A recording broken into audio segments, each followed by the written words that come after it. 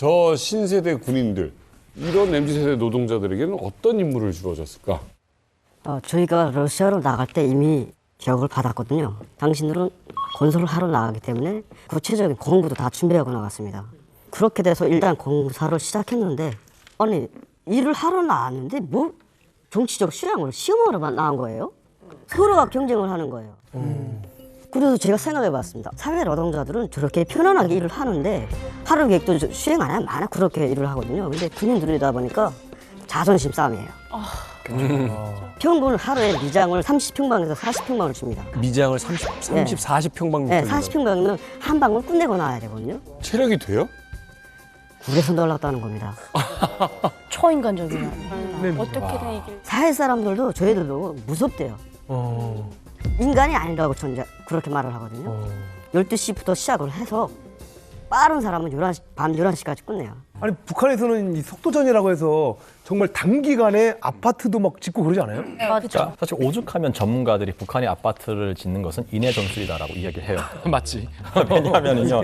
사실 작년에 이제 그 평양 외곽 화성 지구에 놀라운 일이 일어났어요. 그게 뭐냐면요. 1년 2개월 만에 만 세대 아파트 단지가 일떠섰어요. 아니 잠깐만. 만 세대. 만 세대요. HCT가 만 세대로 제가 알고 있는데 그거를 1년 2개월 만에 지었다고요?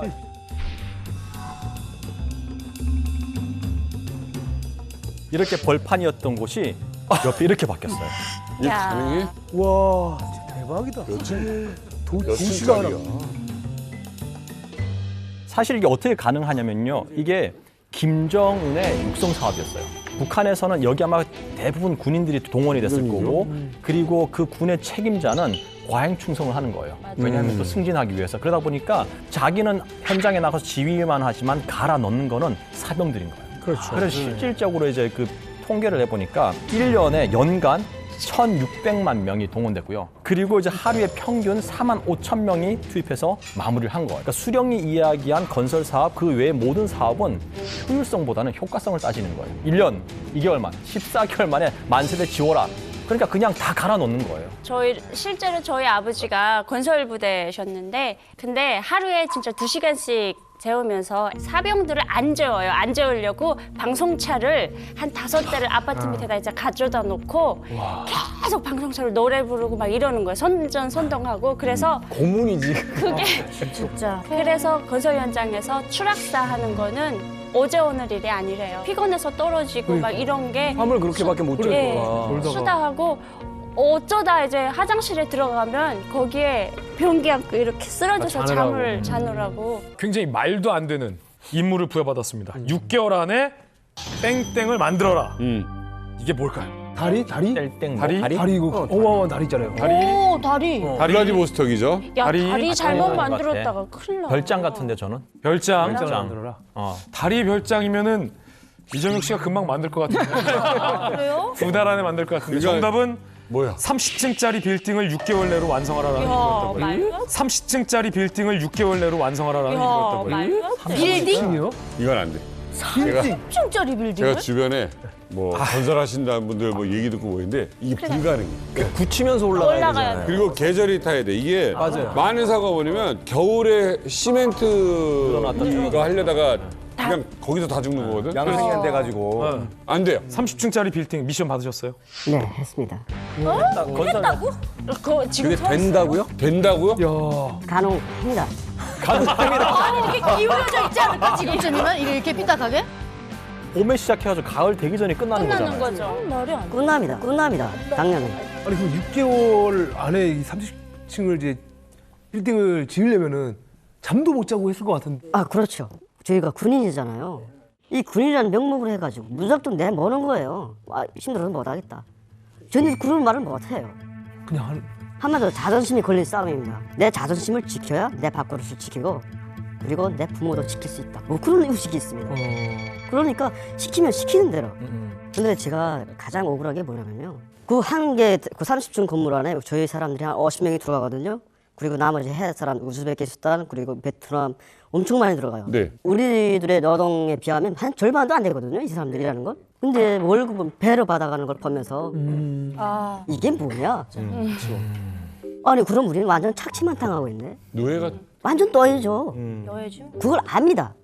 아는데 군인이라는 그 명목 아래 내색을 못합니다. 아, 예를 들어서 저희 친구들끼리 술 한 잔 마시면 말해요. 다음날에 직보됩니다. 어머. 그 중에 누가 또 있구나. 어? 이게 북한의 이거 프로가 감시하는 그런 시스템이 아직 현재도 지금 존재하고 있거든요. 사는 게 아닙니다, 러시아에서. 얼마나 벌어서 들어갔습니까? 솔직히 입에 담기가 좀 거북합니다. 어. 5년 동안에 제가 벌은 게 2,000불이었습니다. 5년 동안. 네, 5년 동안. 5년 동안. 지금 환율로. 지금 환율 270만 원. 5년 동안 2,000불이요? 2,000불. 한 달에 40불이 안 되지. 한 달에 한 4만 원 돈을 못 받은 겁니다. 월급이. 이런 나라가 어디 있습니까 이게? 그게 어떻게 됐냐면요. 저희가 1차 생으로 나왔기 때문에 2년 동안은 무보수로 일을 했습니다. 무보수로. 네. 무보수가 어디 있어 세상에. 아 이거 2,000불은 너무하지 않았습니까? 근데 이게 사실상 이제 미국 달러로 한 2,000불 정도 되는데 이 돈이 북한에서 결코 작은 돈이 아니에요. 꽤 큰 상당한 돈이고요. 왜냐하면 제가 대학 졸업하고 이제 통역사로 발표받고 이제 직장 처음 갔을 때 저한테 이제 한 달에 준 돈이 2,500원이었어요. 북한 돈으로요. 이건 1불도 안 되는 돈이거든요. 한 0.3불 이 정도 되는 돈이에요. 저는 이전에 그 외대를 다니면서 돈 많은 친구들이랑 같이 다녔잖아요. 저는 그 친구들하고 살면서 사람들이 이렇게 사는 줄 몰랐어요. 수많은 사람들이 일 끝나고 가서 장마당에 가거나 혹은 남의 집 가서 다시 일해주고 이렇게 해서 먹고 사는 사람들이 엄청 많았어요. 이런 비교가 의미는 없겠습니다만 대한민국에서 일을 안 해도요 실업수당이 그거보단 더 나올 거예요. 제 말이 그 말입니다. 북한에서 아무리 한국에선 제일 못돼 봐야 진짜 뭐 응? 저희가 이제 오만이라는 나라가 사막이잖아요. 사막이니까 이제 일할 때 보면 다 밖에서 일하는데 군을 진 것이 없어요. 쉬는 타이밍에 이제 사람들이 쓸 수 있는 그런 이제 쉘터를 이제 만들어 가지고 그늘을 인위적으로 만들었죠. 그늘. 각국에서 이제 일하러 온 노동자들이 다 거기로 모여와요. 주문해서 스마트폰을 딱 꺼내요. 그래가지고 가져간데 이제 영상 통화를 켭니다. 얘기 들어보면 그냥 다 같은 얘기예요. 한국 부모들이 자식들한테 하는 얘기처럼 잘 있냐, 학교는 갔다 왔냐, 뭐 아빠 잘 있다, 너 사랑한다, 뭐 이런 얘기를 하거든요. 그거지. 그 옆에 보면요, 북한 사람이 거기서 이제 쭈그리고 앉아서 그걸 이렇게 부러워서 보고 있어요. 정말 불쌍하다는 생각보다는 이제 화가 나거든요. 네네. 예, 화가 나거든요. 이제 화가 나서 이 사람들이 원하는 건 다른 것도 없어요. 그냥 내 몸 하나 정말 40~50도 되는 이 사막에서 불태워서라도 정말 가족을 먹여 살리자. 그런 이분들의 인생의 목표는 그냥 돈이에요. 지금 그렇죠. 그런 걸 하나 가지고 온 사람들인데 그 사람들은 솔직히 북한에 돌아갈 때까지 소식 한 번도 못 듣고 아파도 말도 못해요. 뭐 이런 입장에서 볼 때 보면 진짜 너무 가슴이 아프죠. 그 가족 얘기가 나와서 제가 말씀을 드리는 건데 제가 쿠웨이트에 있는 한 노동자분한테서 들은 얘기예요. 그러니까 이분이 하시는 말씀이 자기네가 잠들기 5분 전까지 이 5분이 굉장히 진짜 막 힘들다고 말씀하시더라고요. 그래서 왜 그러냐 한번 물어봤더니 아무래도 쿠웨이트라든가 뭐 이제 카타르 이런 걸프 지역의 날씨가 굉장히 살인적인 날씨입니다. 밖에 나가서 일을 할 때에는 이런 생각이 안 나는데 이제 들어와서 취침하기 딱 전에 한 5분 정도 있으면 가족 생각이 난다는 거예요. 그때 두고온 부모, 처자 그리고 막 뛰놀던 자기 그 아들, 딸 이런 생각이 쭉 물밀듯이 이렇게 몰려온다고 하더라고요. 그러면서 한 5분 전에 또 이렇게 눈물을 쭉 흘리다가 또 자군한다고 그렇게 얘기를 하더라고요. 제가 오랜만에 들어갈 때가 2019년도 가을이었거든요. 오랜만에 들어가는데 부모님들 보고 싶잖아요. 부모님들이 연락을 해서 아버지가 올라왔습니다. 제가 군복무 한 8년, 거의 9년 만에 아버지 모습을 보는데 솔직히 이제 군관학교 가려고 한 1,000불만 보내려고 했거든요. 1,000불은 부모님에게 보내고 1,000불은 군관학교 가는데 제가 쓰겠다. 예. 아버지 모습 보는 순간 마음이 무너졌습니다. 다 드렸어요. 지금도 아버지 생각을 하면 눈물이 앞을 가립니다. 아버지가 얼마나 고생을 했는지 온 얼굴에 그 주름이 죄송합니다.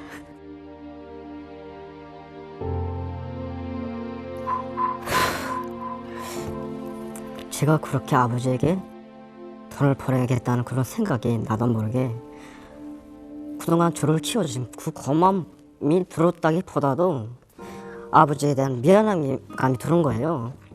솔직히 제가 집에 있을 때 엄청난 거짓불통, 범죄에 석을 태웠던 그런 자식이었는데 그런 자식이라도 이렇게 집을 떠나버리니까 부모님이 그런 자식을 손꼽아 기다렸다는 게 그게 너무 고마웠고 자식이라는 게 그런 거였습니다. 부모님의 얼마나 온갖 그 세월을 얼굴에 다 씌워 있는 모습을 보는 순간 언제 뭐 망설이지도 않고 이 전부를 그냥 다 지워줬습니다. 네, 솔직히 아버지가 저에게 종혁아, 난 너에게 말을 할 수가 없다.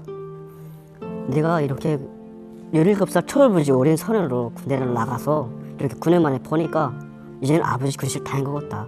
와. 이제는 내 앞길 내가 정해서 해라. 다시 러시아를 나가든 집에 오질 않든 아버지는 내가 어떤 선택을 하든 응원할 거야.